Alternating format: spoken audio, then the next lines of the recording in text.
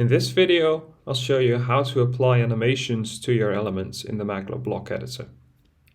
So first of all, when we're going to apply an animation, of course we need an element to apply the animation to.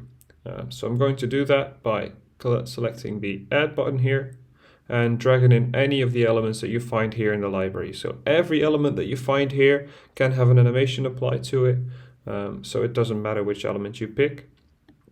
Just drag it in there and place it, give it a place, and then select it in order to apply an element to it. So now we're going to, I've selected it and I'm going all the way up to the right side of the screen to the animation tab here. And here we can apply an animation to the element that I've selected. So I'm going to select an animation from the drop down menu here. So a fade in from the left, for example. And then we have some options that are appearing. So for this one, we see the speed and the delay. The speed is the time it takes for the animation to run. So right now it takes half a second for the animation to run, but I can change that to 1 second, for example. So it will take a little longer.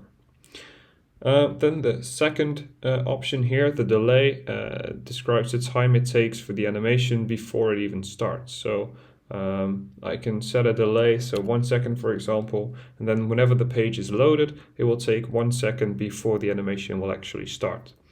So let me apply those both to the element, and let's preview the animation by going into the check option here on the top left. And now you'll see we're waiting 1 second, and then it takes 1 second for the animation to appear. So every element can receive an animation. Some templates already have animations present to them, so you'll see those already present under the animation tab whenever you select these elements, but you can obviously override them and apply your own animations to it.